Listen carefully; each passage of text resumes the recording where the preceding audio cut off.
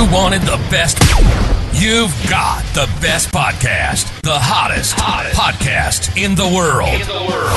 The Chris Voss Show, the preeminent podcast with guests so smart you may experience serious brain bleed. The CEOs, authors, thought leaders, visionaries, and motivators. Get ready. Strap yourself in. Keep your hands, arms, and legs inside the vehicle at all times, because you're about to go on a monster education roller coaster with your brain. Now, here's your host, Chris Voss. Hi, folks. It's Voss here from thechrisvossshow.com. thechrisvossshow.com. Somehow we lost the opera singer. Let's give her another shot at that. .com. There you go. Sometimes it's a little earlier for her in the morning, and we have to call her in and say, "Hey, we need you to do the show," eh? And she's like, "I'm still having my coffee, eh?" And I don't know why I'm making her sound like she's Canadian, because maybe she's not. What do you know? You may never know, but that's the beauty of the Chris Voss Show. Welcome to the show, my family and friends. We certainly appreciate you guys coming by. Thanks for tuning in. As always, refer the show to your family, friends, and relatives, because we couldn't do it without you. The show grows and doubles and triples about every year now. It's pretty insane at the growth level it's at, but it's because of you people, you folks out there who help refer the show to your family, friends, and relatives. So to those of you who've done it, thank you very much. To those who have not and been delaying it and procrastinating it, please do call up a friend or reach out to them and say, you need to be smarter, because I've seen you lately, and you need to subscribe. Chris Voss Show. No, don't say it that way. That's not an appropriate way to do it. Don't do that. This is why I'm not a coach, people, to help people to refer podcasting to other people. As always, we enlighten your world, we brighten your mind, we make you more intelligent. We bring on the smartest people for 15 years, the billionaires, the astronauts, the White House advisors, the Pulitzer Prize winners, the authors, all these brilliant minds, and then little old me. We come on the show and bring it to you 3 to 4 times a weekday, 15 to 20 times a week. There's so much of a volume of knowledge that if you're not listening to the show every day, you're just missing out. And you should have FOMO, fear of missing out, 24/7. We had an amazing young lady on the show today, and she is Alara Sage. She helps activate women in their power, magnetism, and creative genius, and how to live ecstatically. I had to look at that word twice because I flunked second grade. Everyone knows that as the callback show of the joke. She is the founder and creator of Creator Consciousness, a Trinity teaching of embodiment, manifestation, and creative genius. It's an in-depth yet simple, precise system to masterfully create your life. That's what we're all after, aren't we? That's what the Chris Voss Show is about. We're trying to masterfully better create our lives. Some of you are trying to destroy it, but that's your problem. See your psychiatrist. Alara is an intuitively gifted healer who coaches provocatively and soulfully. She has over 15 years of experience helping others reignite and transform their lives. She works with leaders, visionaries, and creatives who desire to master their reality and create a luminous life. Welcome to the show, Alara. How are you? I'm fantastic. I've just been enjoying listening to you and the intro and all of it. And I'm just sitting here laughing. Well, if you are, then hopefully the audience is as well. Because if I'm not interested, they're like, yeah, whatever, good. But they're more interested in the guests these days because they've had about enough of me. So, Alara, give us your .coms. Where can people find you on the interwebs? Learn more about you. Absolutely. alarasage.com is my website, and Alara Sage on Facebook, on Instagram, on YouTube, on LinkedIn. Alara Sage. There you go. So I've given kind of a tease out.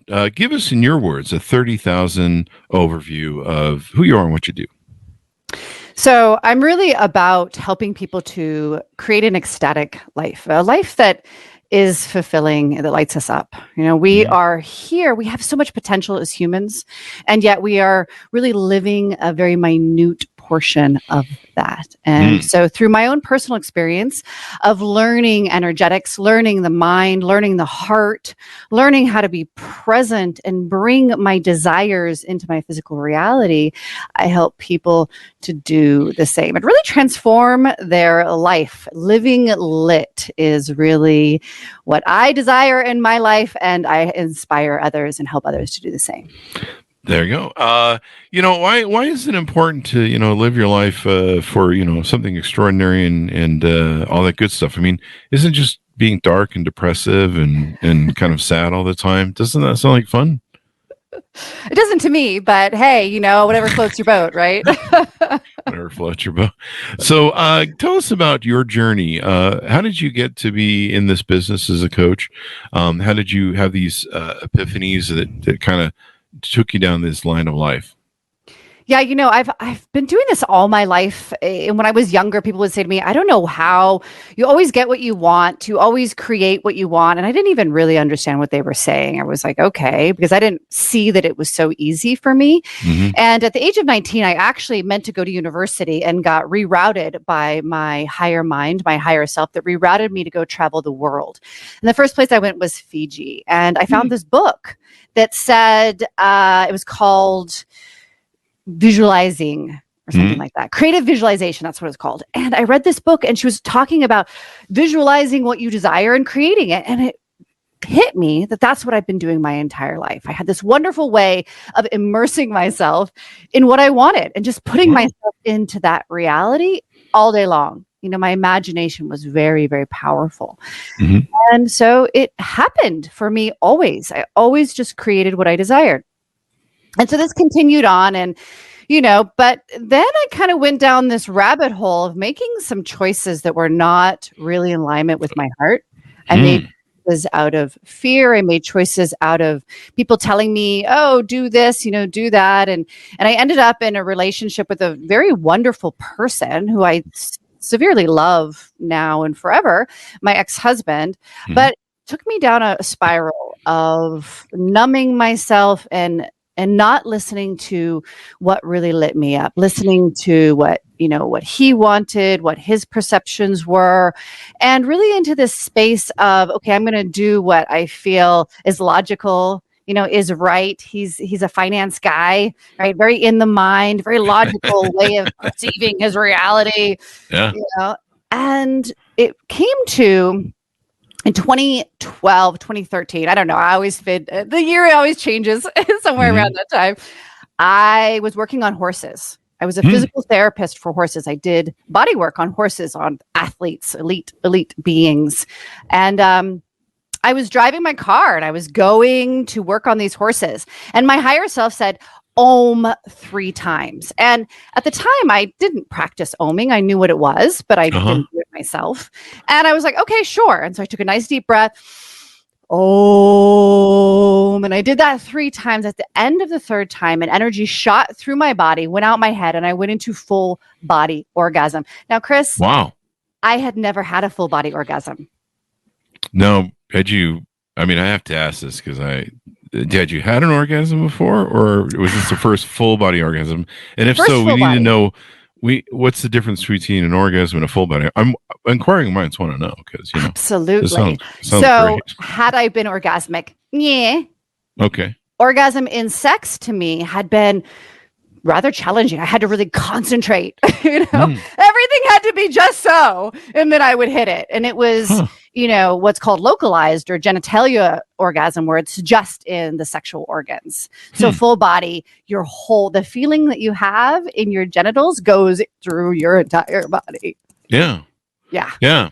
So that's where you're shaking and palpitating and oh my God. Cold sweats and all that stuff. It's just pure bliss, you know? So I pulled the car over. Right now, people are writing this down. We should do this sometime. Yes. And, and it lasted for, I don't know how long. It seemed to last forever, but I don't know how long it lasted. And when it ended, when the physical sensations ended, I was on cloud 9. I was in such a state of bliss. And long story short, what had happened to me is I had a spontaneous Kundalini awakening. Some people may have heard of Kundalini. It's our inner energy. It's our inner fire. It's inner healing. I had never heard of it. I didn't even know what happened to me in the moment. But what it showed me was what was possible and what I was currently living at. Yeah. I see why you left your husband. That's a joke. But no, it's it's interesting. Some people have this awakening, and it's interesting how connected or unconnected sometimes women are to themselves. I've sometimes people can't connect their body to their mind to a release that's highly pleasurable, and so you you go through this experience, and it is what happens from there. Do you say to yourself, I'm going a different path with my life? Yep. I mean, actually, what happened was I had 6 months of chaos where what happens when the Kundalini awakens is it unearths all of the suppressed emotion. I had, considered myself emotionally stable, and I was actually just emotionally suppressed. Ah. And I was very numb. Mm-hmm. Yeah, and you this was your breakout, your feeling and stuff. I've seen some people cry when they have that moment. Like they'll weep. You're like, are you okay? Are you hurt? Are you okay? And they'll cry a lot. It's kind of it's a moment where they cross the threshold and they're like, I didn't know I could ever feel that way. And it's really something. And so you feel like this is your breakthrough that you help other women go through, where they really try and feel fulfilled in themselves, and they try and find their femininity or what their core version of themselves are. I know you have a line here in your bio that you don't you're not like promoting feminism per se. Are we promoting femininity, its core and its beauty? That's my question. Yeah, absolutely. The feminine hasn't really been on our planet for a very long time in her power. And so when women are in their power, they're embodied in their womb, they're embodied in their pussy, and they are extravagant, they are luminous, and they are very, very powerful while simultaneously being very tender. Wisdom is held in the body. Wisdom is not in our mind. And we have created a society that is largely up in our heads. Knowledge, is knowledge power? Yes and no. Because you can have a lot of knowledge and you can do nothing with it. You can have a lot of knowledge and not be in the present moment. And in the present moment is where that wisdom is. And wisdom surpasses what you have programmed your mind, both positively and negatively, right? Our minds are like computers. They get programmed with past experiences. They get programmed with what we feed it. And wisdom surpasses all of that. It is innate intelligence, and that exists in our body. And women are the bearers of that wisdom, the feminine, I should say, because men have feminine energy as well. We all hold feminine and masculine energies. So we all hold the ability for wisdom, but we have to really learn how to be fully present in our bodies to activate that wisdom. And I think women in the feminine, they have an experience with their body that's very different than men. We're normally very logical and reasoning, and that's the beauty of the masculine and the feminine, is their complements to each other.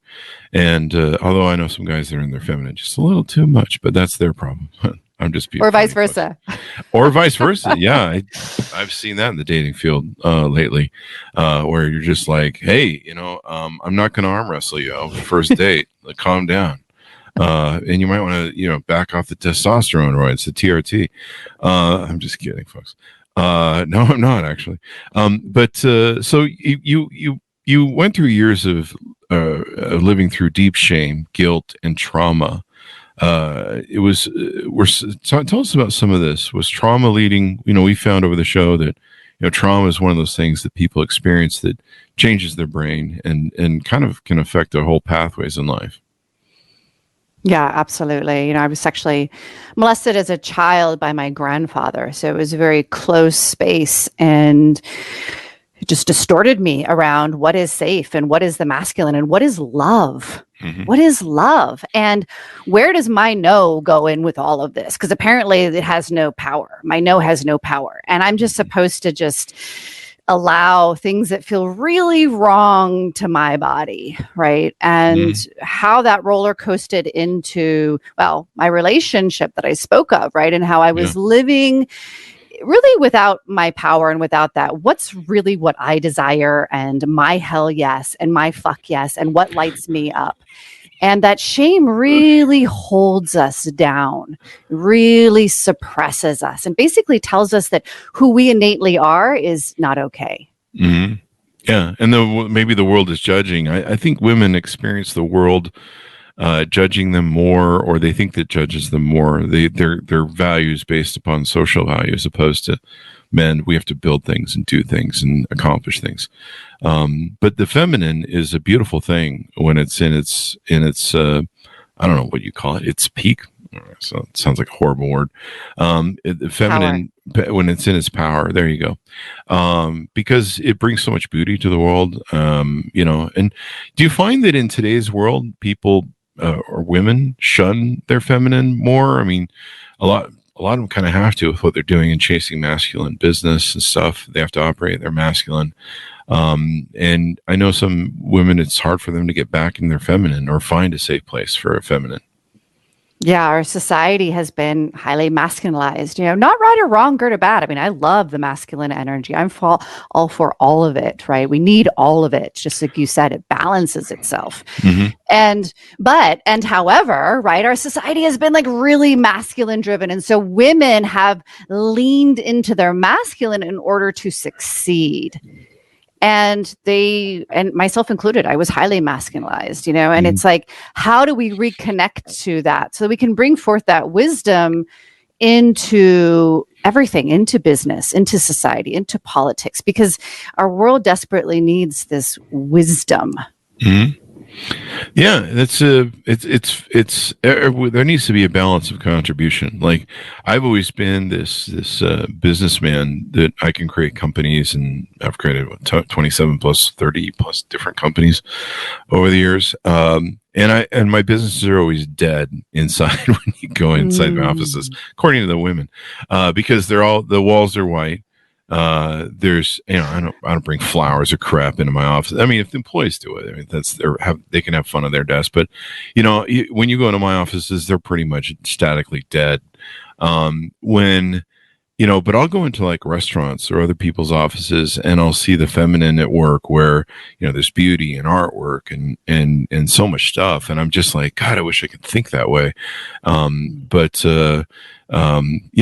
It's that's the beauty of the feminine spirit, and it brings so much beauty in this world. Otherwise, it'd just be like, I don't know, we'd all be IBM men wearing black suits and black ties, same color, which is what we kind of were in the 50s.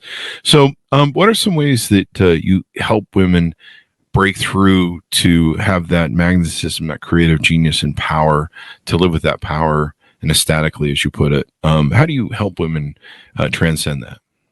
I absolutely help women to reconnect to their bodies and that wisdom, that intuition that women are known for, right?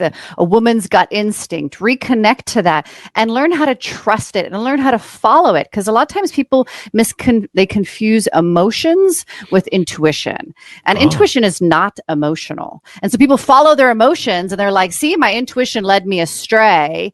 They're not the same thing. And so I help women to really clearly define, what is my intuition? How do I follow that? And at the same time, apply my mind. How do I apply both the feminine and the masculine to create my reality? And that starts with really being fully present in the body. So I have very clear and precise techniques like breathing and expression and movement to be in the body. Mm-hmm. Yeah, women are way more connected to themselves and their body than we are. Like, I've seen all the lotion women are, they're always taking care of their skin and their bodies and what they eat. And, they put a whole lot more work into it than we do as men. I just wake up in the morning and I'm naturally this beautiful. And so, George Clooney and Brad Pitt call me for tips, but, a lot of women, they're really more about how they feel about their bodies and everything. Me, like, if I wake up in the morning and I'm bleeding out a orifice or something, and I'm just like, whatever, just keep moving. Women are more about, if I'm missing a limb, I'm just like, it's just an arm, it's a flesh wound. So I just keep on moving. But women, they're more about feeling good in their body and their spirit and their emotions and just living in that way, which is the thing that makes them a great compliment to us. What you help people with manifestation or creation in the lives that they want to live. Tell us a little bit about that. Yeah, so manifestation is truly about, like what I spoke about when I was a little girl. It's about, what are you desiring to create? And our imagination is very, very powerful. So in creator consciousness, we have 3 creator centers: our sacral center, which is right below our belly button, our heart, and our pineal gland, our third eye. And these centers are what create our reality. And so when I was that little girl, what I would do without knowing it is I would just imagine myself in whatever I desired. And what happens when we do that is our body literally lights up, because our mind doesn't know the difference between illusion, imagination, and reality. When you are really immersed in imagination, you are feeling, you're using your sensories to feel the experience, and your mind lights up the same way as if you were physically experiencing it. So when we are in our imagination, our body is lighting up in these emotions and this sensory input. And what that does is it creates a vibration. And that vibration is what creates our reality. So I'm teaching people how to tap into that version of themselves. Like, so for instance, if you're trying to create a career, what does it feel like when you're in that career? And when you put yourself there and you light your body up, it's always going to feel good.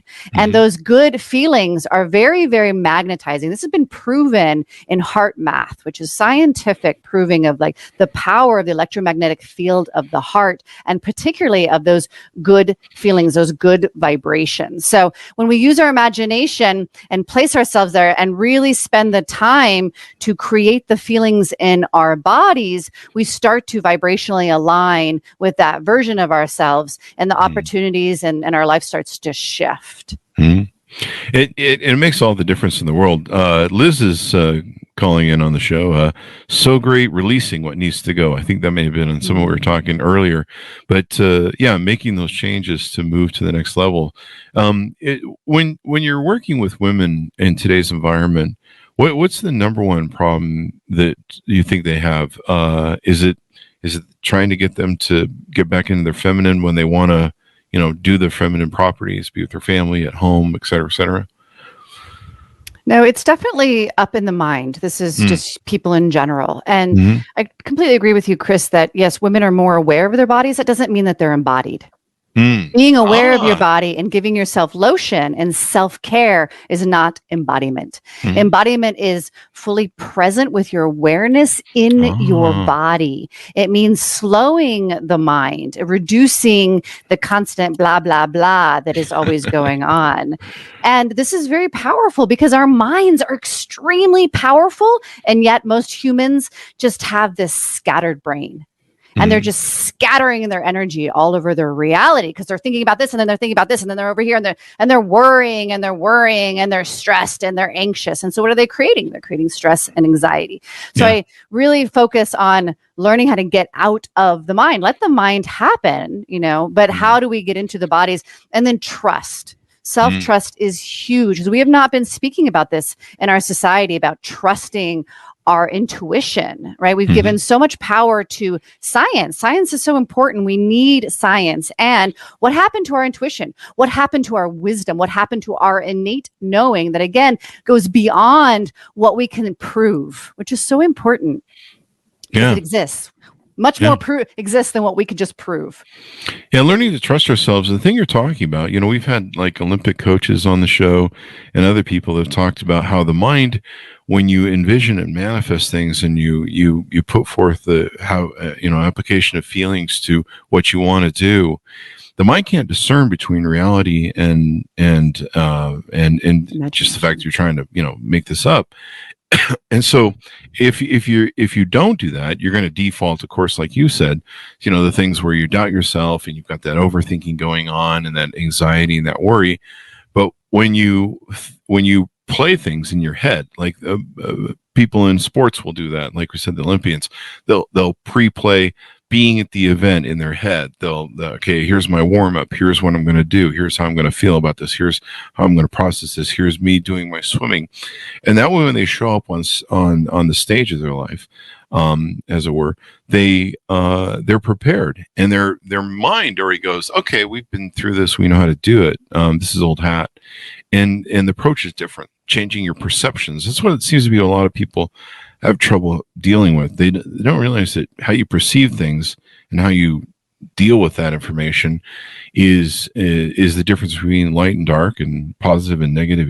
I mean, one person can go to a party and see people, having a bad time, and it's a boring party, another person go to a party and see people having a great time and it's a great party.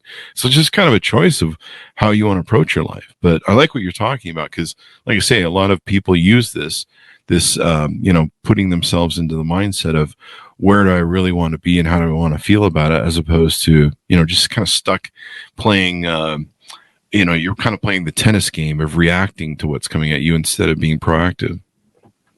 Absolutely. Yes. Mm-hmm. Yeah. And, the thing about like self-trust and doubt continues in our life. We continue to doubt ourselves. And, I work with a lot of leaders and visionaries, and yes, they're creating beautiful things. That doesn't mean that they lack doubt, right? Or sometimes they lack that anchoring into their trust and into their intuition. So it's always a matter of, in my opinion, distilling and dissolving more into our most powerful, most authentic version of ourselves. There you go. Now you have something called, that's here in your notes, Shakti. What is Shakti? Shakti. Shakti. I'm not pronouncing. Yes. This is why I'm asking the question. This is what we do on the show. We learn. So the Kundalini that I said shot through my body, it's Kundalini Shakti. And so this is tantric teaching. I was not, I didn't take tantric. Everything I've been taught has been taught through what's called my higher self, my higher mind. And so Shakti, Kundalini Shakti, is that energy, the creative life force energy that all humans have, regardless of sexual identity. And ultimately, it is taught that it is a process for that Shakti to travel all the way to your crown, which is what happened to me on that day. And that's the stage of enlightenment. And it is, again, it's a journey, it's a healing process. But Shakti is creative life force energy.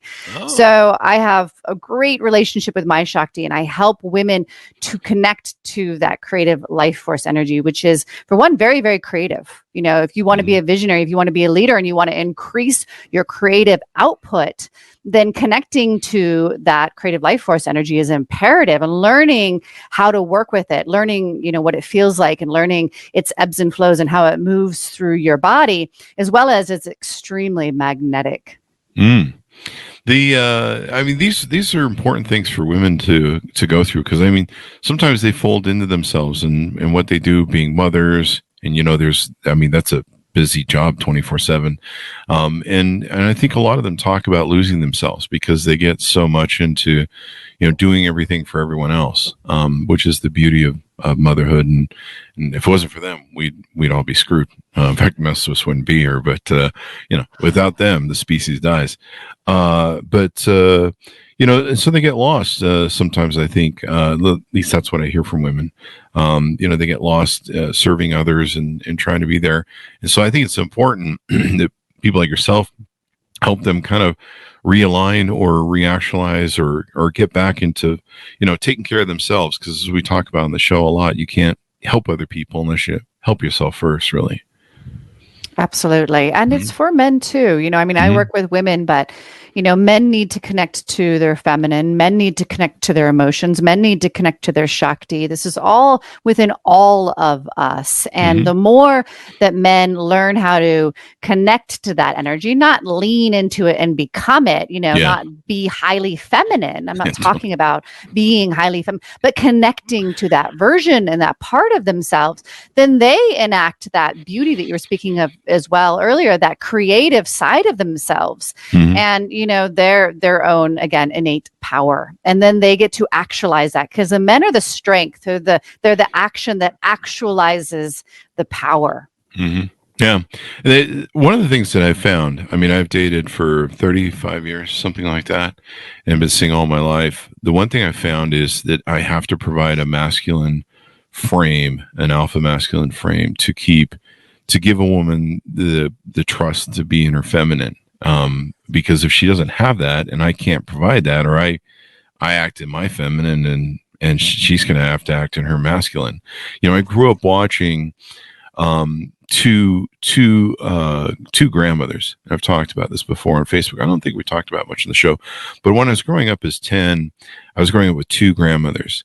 And I had one who was just the angel of femininity. And I didn't understand what that was at the time, but she was loving, kind. She was that doting grandma who would, make you anything. and she was always there for you. She, you know, when you hurt yourself, fell down, she'd hug you.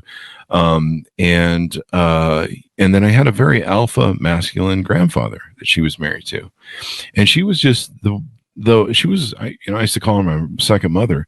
She was just this wonderful being of light, and she would teach me piano, and she was just always there. I don't think there was ever an ugly moment that came out of her.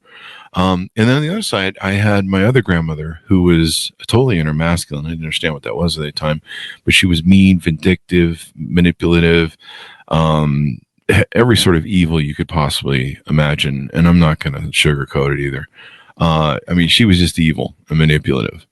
And I couldn't figure out what the difference was. And I could see how passive her husband was. And he was like her second husband. And she'd been through trauma. I mean, there's a lot of this that goes back to childhood trauma. And she'd been in a lot of situations. She lost her first husband where she'd had to be inner masculine. But I couldn't figure out why these two women were so different. Like, why is this woman so loving and this woman is so freaking hateful? And why is that? And that's when I started to square very, very early on. One had a very alpha masculine husband, and that she could operate in her feminine and feel safe, and another didn't, and she couldn't feel safe. Mm-hmm. And it got very ugly with her and how she would behave and do things. In fact, we had to kind of cut her out of her life. But you know, I can understand what her pathway was, and as I got to know what her child was compared to my other grandmother, but seeing that dichotomy of a difference between it made me really start looking at or trying to understand what the difference was between feminine and masculine, and how if a woman feels that she's in a place where she can live in her feminine, she doesn't have to live in her masculine, that can be really fulfilling for her.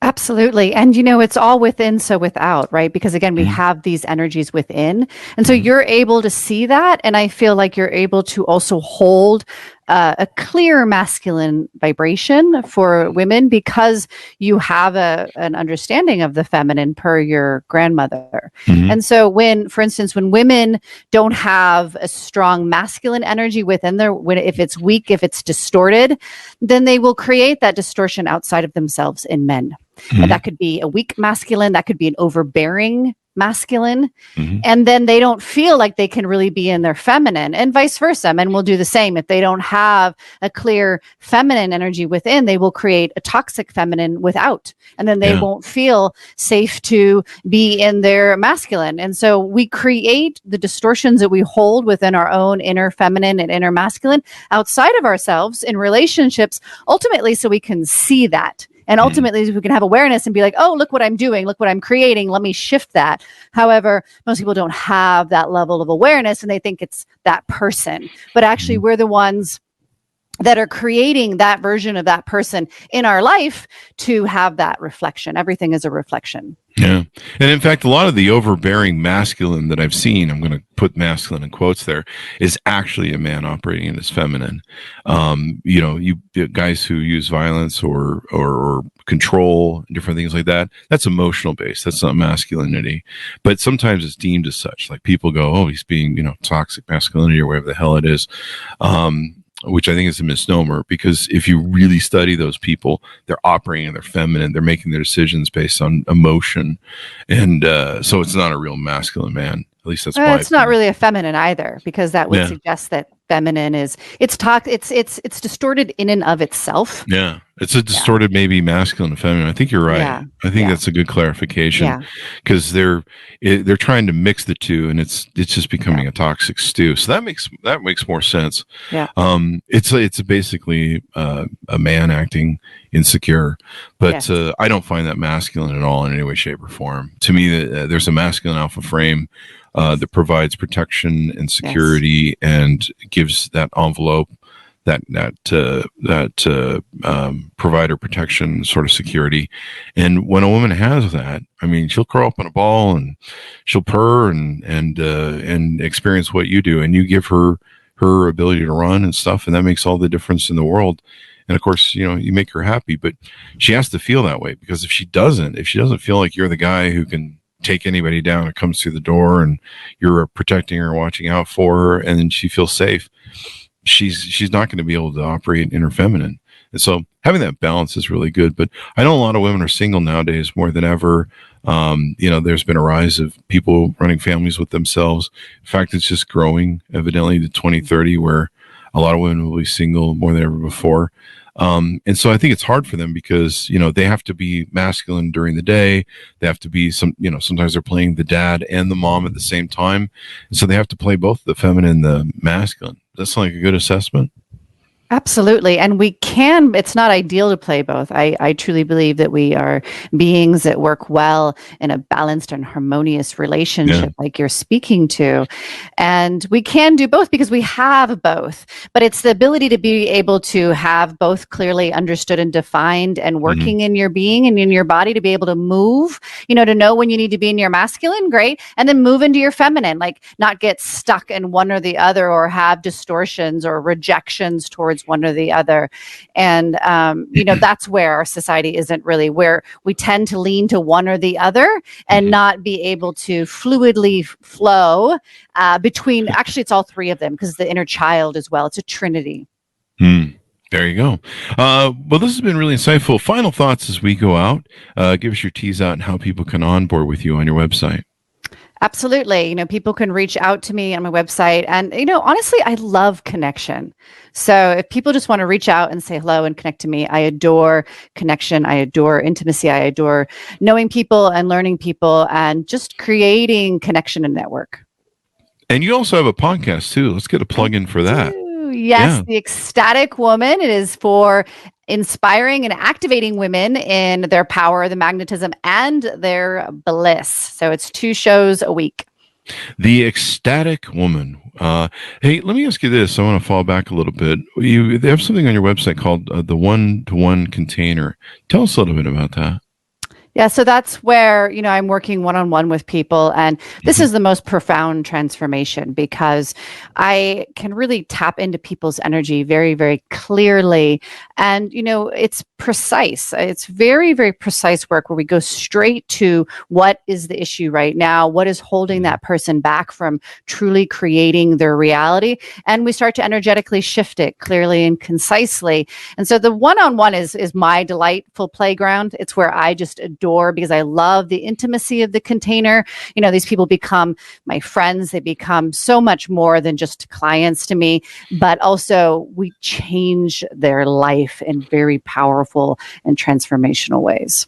Awesome sauce. There you go. And you've got a lot of different offerings on your website. You've got some free resources there about prosperity portals, rewired mastermind groups, rewired for genius course, nervous system healing bundle, realize your genius. That's what I need to do because I'm an idiot. Wise woman program. What's a woman? Womb. There you go. Woman. Their womb. Yes. There you go. I've heard of that. If it wasn't for that, I wouldn't be here. So there you go. I love my mom. She's the greatest woman in my life because if she didn't, I wouldn't be here because she put up with me. In fact, I think I was 10 months of my childhood. I was a miracle baby, so it took 3 months for them to have me. 10 months of birth, and I was 10.5 when I came out. And they're like, that kid's going to be a football player. Yeah. My dad hated me for the rest of my life. So thank you very much. Well, moms, I hear about it all the time. They never let you forget it. But if it wasn't for you, I'd be on a bikini beach doing, Baywatch or something. So there you go. But there was 3 others that came after me. So I get to share the blame a little bit. Yeah, it wasn't just me, but I guess I started the problem is what it was. So there you go. Alara, thank you very much for coming on the show. Give us your .coms one last time so people can find you on the interwebs. Absolutely. AlaraSage.com and Alara Sage on all the social media platforms. There you go. Folks, check it out. Let's see. We got one last comment to get in here. So amazing. Definitely was in here.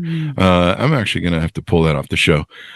Somebody pulled a great comment and then put a spam plug in there. But evidently they thought it was amazing. So there you go. Anyway, guys, thanks for tuning in. Be good to each other. Go to goodreads.com/Chris Voss, LinkedIn.com/Chris Voss, YouTube.com/Chris Voss, and be good to each other. Stay safe. We'll see you guys next time.